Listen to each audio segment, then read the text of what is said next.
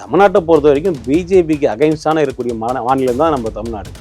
TVK அப்படியான ஒரு கட்சியா இருக்கும்னு நினைக்கிறீங்க? எனக்கு தெரிஞ்சு அப்படி இருக்க வாய்ப்பு இல்லை. அப்படி இருந்துச்சுன்னா இல்ல, அவர் அப்ப ஆதரவு, அதாவது எதிரான ஒரு கட்சியா இருக்கும்னு நினைக்கிறீங்களா, இல்ல ஆதரவு தெரிவிக்க எதிரான கட்சியாக தான் இருக்கும் நான் நினைக்கிறேன். ஏதோ ஒரு காரணத்தால தமிழ்நாட்டில் இருக்கக்கூடிய அந்த காங்கிரஸ் நிர்வாகிகள் சொன்ன காரணத்தால இவங்க ஜெயிக்க மாட்டாங்கிற மனநிலை தான் நம்ம எல்லாருக்கும் இருந்துச்சு. டிவிக்கே ஜெயிக்காது அப்படின்ற ஒரு மனநிலை தான் எல்லாருக்கும் இருந்துச்சு. இன்னும் அடுத்த எலெக்ஷன்ல பாருங்க, எல்லா கட்சியும் டிவிக்கே கூட தான் இருக்கும். நாளில் அமைச்சரவையை மாற்றி இப்போதான் 5 நாள் ஆகுது. 5 நாளே உங்களுக்கு எல்லாம் முழுசா வந்தோம்னா எப்படி வரும்? இது நடந்தது வந்து நான் நியாயப்படுத்தல.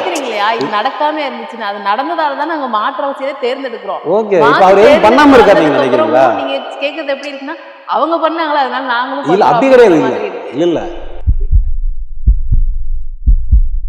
வணக்கம் சார். வணக்கம். எப்படி இருக்கீங்க? நல்லா இருக்கேன்.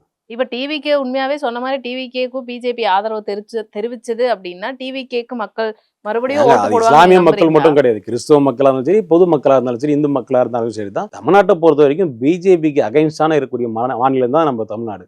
டிவிகே அப்படியான ஒரு கட்சியா இருக்கும்னு நினைக்கிறீங்க? எனக்கு தெரிஞ்சு அப்படி இருக்க வாய்ப்பு இல்லை. அப்படி இருந்துச்சுன்னா இல்ல, அப்ப ஆதரவு, அதாவது எதிரான ஒரு கட்சியா இருக்கும்னு நினைக்கிறீங்களா, இல்ல ஆதரவு தெரிவிக்க எதிரான கட்சியா தான் இருக்கும் நான் நினைக்கிறேன். என்ன காரணம் அப்படின்னாக்கா, அவங்க நினைச்சிருந்தாங்கன்னா ஃபர்ஸ்ட் ப்ரையாரிட்டி வந்து ஏடிஎம்கே கொடுத்து அவங்க இது பண்ணிருக்கலாம். இல்ல, அப்பதான் ஏடிஎம்கே எம்எல்ஏக்கள் எல்லாம் கூட்டிட்டு போய் அது வந்து செகண்ட் நடந்தது. அவங்க வந்து ஃபர்ஸ்டே வந்து காங்கிரஸ் கூட பேசியிருந்தாங்க. அவங்க எலெக்ஷன் சந்திக்கும் போதே காங்கிரஸ் கூட தான் சந்திக்கணும்னு அவங்களோட பிளானா இருந்துச்சு. அது ஏதோ ஒரு காரணத்தால தள்ளி போச்சு. இல்ல, முதல்ல காங்கிரஸே வந்ததால அந்த கூட்டணி அமைஞ்சது. அதாவது நீங்க ஜெயிச்சதுக்கு அப்புறம் சொல்றீங்க, நான் தேர்தல் சந்திக்கும் போதே சொல்றேன். தேர்தல் சந்திக்கும் போதே காங்கிரஸ் உள்ள எப்படியாவது இருக்கணும்னு சொல்லி டிவிக்கு ரொம்ப ட்ரை பண்ணாங்க.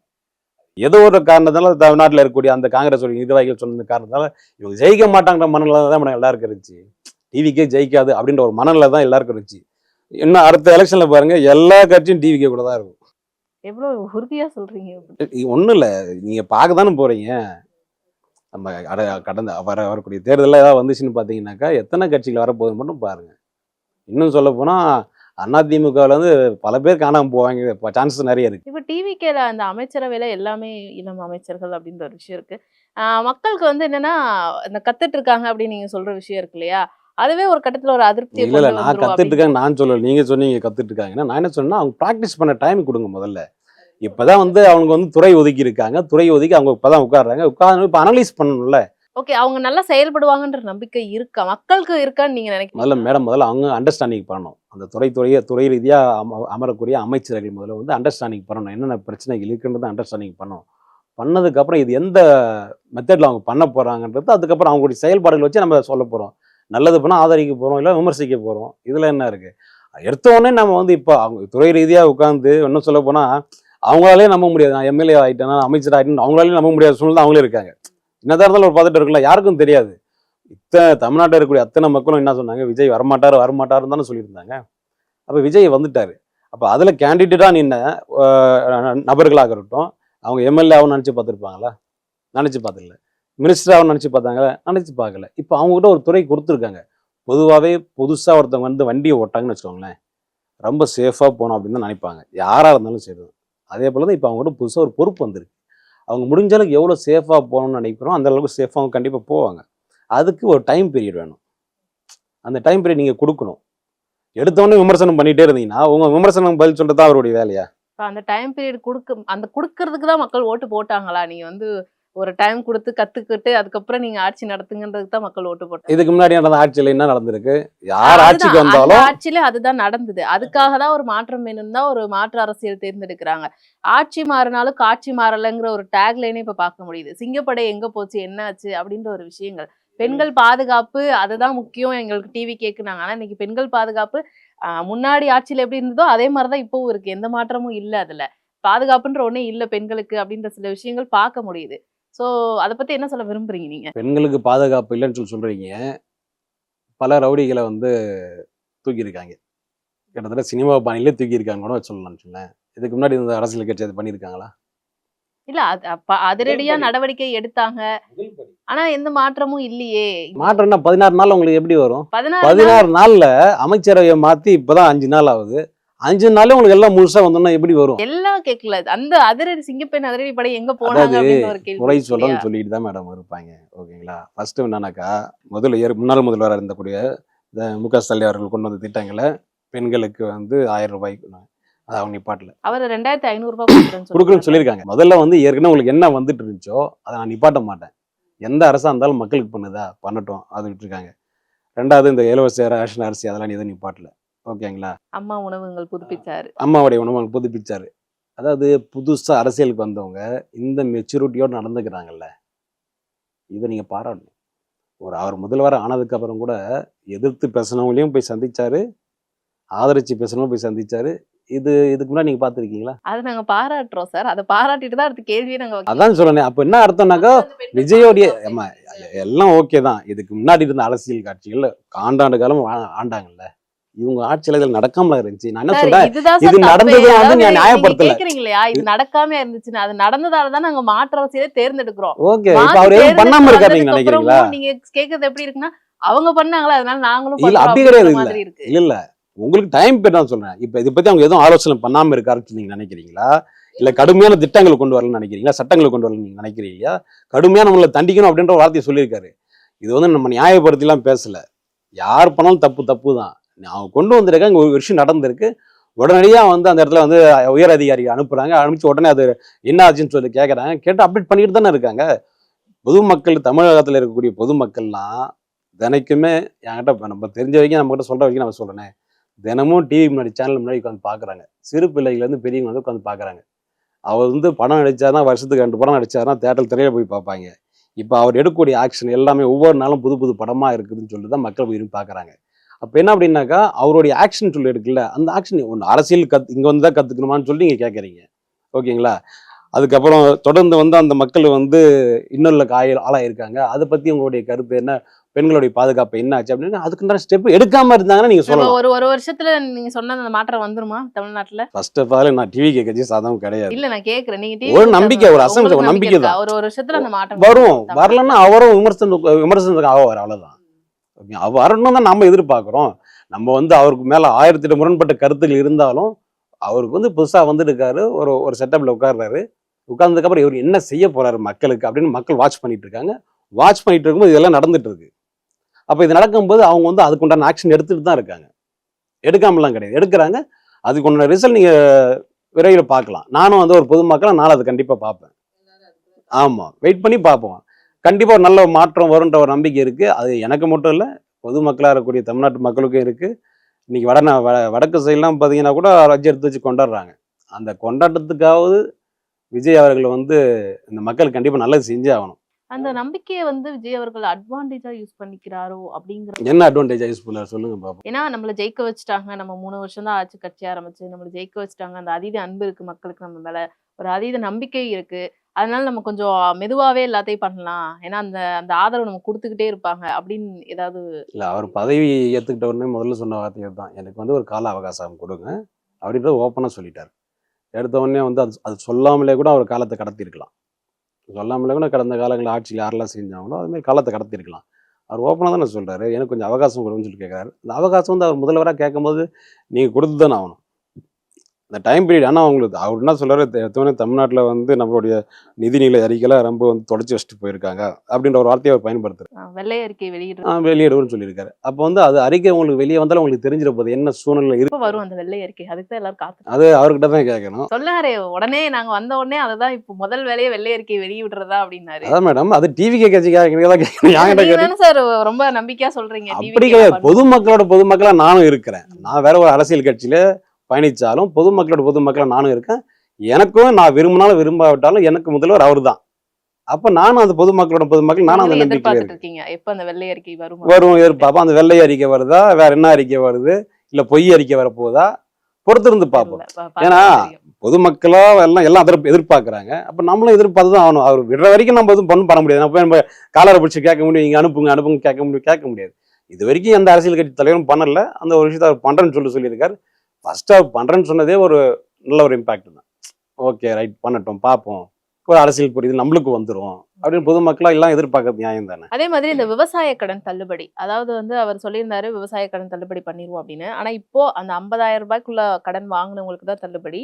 அப்படின்றப்போ விவசாயிகள் பக்கம் என்ன இருக்குன்னா, நாங்க வாங்குறதே அந்த 80,000 அந்த 1,00,000 அப்படியான கடன் தான். 50,000த்துக்குள்ள வாங்குனவங்கன்னா ரொம்ப ரொம்ப கம்மியான பெர்சன்டேஜ்ல இருக்காங்க. சோ இது அவங்களுக்கு மத்தியில ஒரு எதிர்ப்பு தான் தெரிவிக்கிறாங்க. அப்படி சொல்லிட்டு இப்படி பண்றாரே, சொன்னத செய்யலையே அப்படிங்கிற மாதிரி. உங்களுக்கு 50,000 அவர் வந்து தள்ளுபடி பண்றேன் அப்படின்னு சொல்லியிருக்காருல்ல, உங்களுடைய கோரிக்கையை வைங்க. அது ரொம்ப உங்களுடைய கம்மியான பெர்சன்டேஜ்ல தான். கம்மியான பர்சன்டேஜ் இருந்தாலும் இது ஃபர்ஸ்ட் ஸ்டேஜா கூட இருக்கலாம், செகண்ட் ஸ்டேஜ் கூட அவங்க மாத்தி கூட சொல்லலாம். உங்களுடைய கோரிக்கைகளை வைங்க. வச்சதுக்கப்புறம் அவங்க மறுபரிசீலனை செய்ய போறாங்க. ஏன்னா எப்பயுமே வந்து அரசாங்கம் ஒரு விஷயத்த பண்ணுது அப்படின்னாக்கா 100% அப்படி மக்கள் அப்படி ஏத்துக்க போறது கிடையாது. மக்களுக்கு வந்து ஏதாவது ஒரு ரூபத்துல வந்து அந்த குறைகள் நிறைகள் இருக்கத்தான் செய்யும். அந்த குறைகளை வந்து நீங்க ஒரு ஒரு ஜனநாயக முறைப்படி ஒரு ஆர்ப்பாட்டங்களோ போராட்டங்களோ இல்லை மனுக்களோ இல்லை நேரடியாக நீங்கள் சிஎம் செல் நம்பர் கொடுத்துடுங்க, அது மூலியமா நீங்கள் தெரிவிங்க. தெரிவிச்சதுக்கப்புறம் அவங்களோட விஷயம் அங்கே பண்ண போகிறாங்க. அதையும் பண்ணல அப்படின்னும் போது நீங்கள் உங்களுடைய போராட்டங்களை வலுப்படுத்துங்க.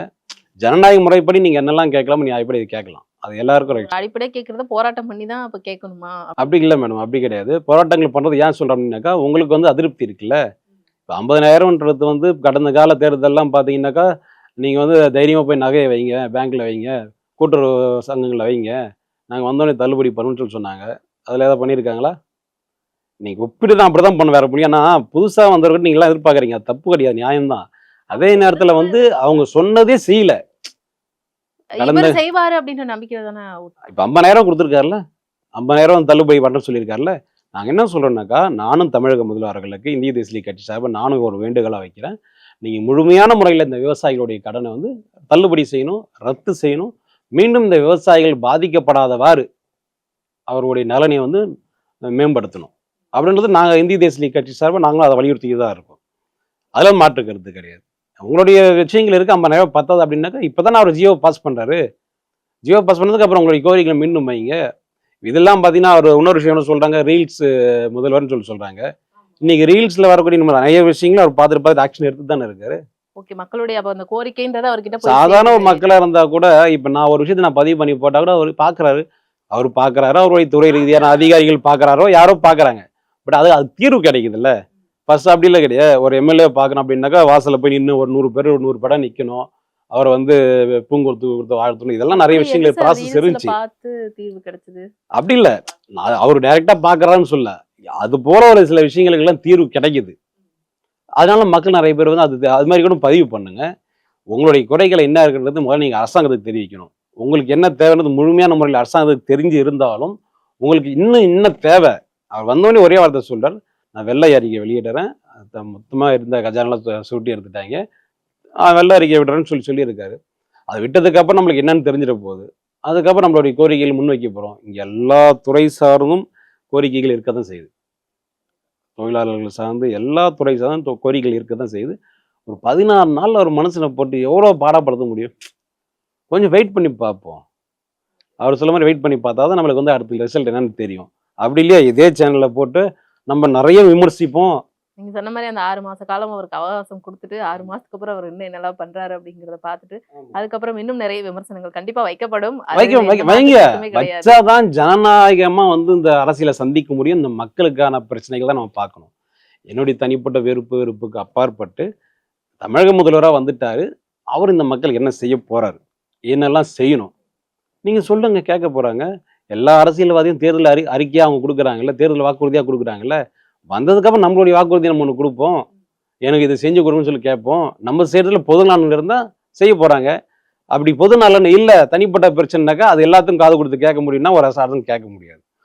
ஒரு வீட்டுக்குள்ள இருக்கிற 4 பசங்களுடைய பிரச்சனையும் நம்மளால தீர்க்க முடியல. ஒரு நாட்டு பிரச்சனை அப்படின்னும் போது எல்லாத்தையும் அனலைஸ் பண்ணுவாங்க. நம்ம இன்னைக்கு உட்காந்து ஒரு கேமரா எடுக்க முன்னாடி ஈஸியாக உட்காந்து பேசிட்டு போயிடலாம். பட் அதுக்குண்டான துறை ரீதியான அதிகாரிகளை சந்திப்பாங்க, அது அமைச்சர்களை சந்தித்து பேசி அந்த களநிலைகளை ஆய்வு செஞ்சு அதில் என்னென்ன பண்ண முடியும் பண்ண முடியாதுன்றத அவங்க அனலைஸ் பண்ணுவாங்க. எனக்கு இந்திய தேசிய கட்சி சார்பெல்லாம் சொல்ல போனோம்னா எனக்கு ஒரு ஆசை இருக்குது, ஒரு விருப்பமும் கூட. ஒவ்வொரு மாவட்டங்களிலும் நீங்கள் வந்து விவசாயிகளுக்கு பாதுகாக்கணும் அப்படின்னு நினச்சிங்கன்னா நீர்நிலைகளை வந்து மேம்படுத்தணும். எல்லா இடத்துலையும் பார்த்தீங்கன்னா ஏரி குளங்கள் குட்டைகள்லாம் வந்து தூர் வராமல் அப்படியே கிடக்கு, அது மேம்படுத்தணும். அதுக்கு நீங்கள் ப்ரைவேட்டில் வந்து டெண்டரை விட்டு அதன் மூலிமா ஊழல் நடக்கிறது தடுக்கணும் அப்படின்னாக்கா ஒவ்வொரு மாவட்டத்துக்கும் 2 ஜேசிபி அது போல வந்து ஸ்டாண்டர்ட் ஆயிடும். இப்போ ஸ்டாண்டர்ட் ஆச்சுன்னா 2 ஜேசிபினா ஒரு வண்டிக்கு 2 டிரைவர் 2 கிளீனர் அப்படின்னா கூட ஒரு வண்டியில 4 பேருக்கு வந்து கவர்மெண்ட் ஜாப் கிடைக்கும்.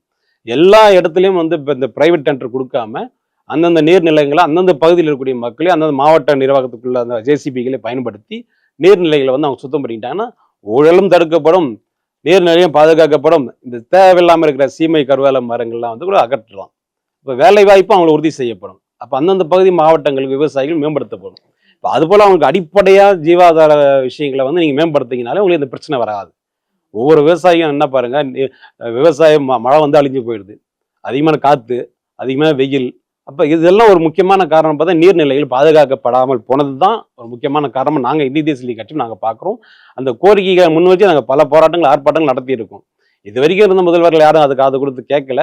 நாங்க சிறிய கட்சியோ, பெரிய கட்சி அப்படிதான் பார்க்குறாங்களே தவிர, நாங்க வைக்கக்கூடிய கோரிக்கை பொதுமக்களுக்கு நலன் சார்ந்து உள்ள ஒரு கோரிக்கை தான் நாங்க வச்சிருக்கோம். அந்த கோரிக்கைகள் தமிழக முதல்வராக இருக்கக்கூடிய விஜய் அவர்கள் சந்திச்சு அந்த மக்களுக்கு வந்து ஒரு விவசாயிகளுக்கு வந்து தனிப்பட்ட முறையில் நான் சொல்லும்போது சொல்லுவோம், விவசாயியுடைய மரணம் என்பது ஒரு தனி மனிதனுடைய மரணம் அல்ல. ஒரு தலைமுறையின் மரணம். ஒரு விவசாயி சாகுறான் அப்படியா தற்கொலை பண்ணிக்கிறான் அப்படின்னு சொன்னா ஒரு தலைமுறையே சாக போகுதுன்றது அர்த்தம். அப்போ ஒவ்வொரு விவசாயியும் பாதுகாக்க வேண்டியது தமிழ்நாட்டுடைய கடமை, தமிழ்நாட்டுடைய மக்களுடைய கடமை.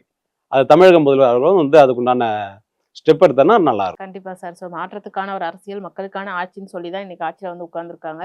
உங்களோட இந்த ஆட்சி அவங்க நிறைவேற்றினா எல்லாருக்குமே ரொம்ப சந்தோஷம் தான். கண்டிப்பா தொடர்ந்து நிறைய விஷயங்கள பேசுவோம். நிறைய விஷயங்கள் பகிர்ந்துக்கிட்டீங்க. ரொம்ப நன்றி. நன்றி. தேங்க்யூ.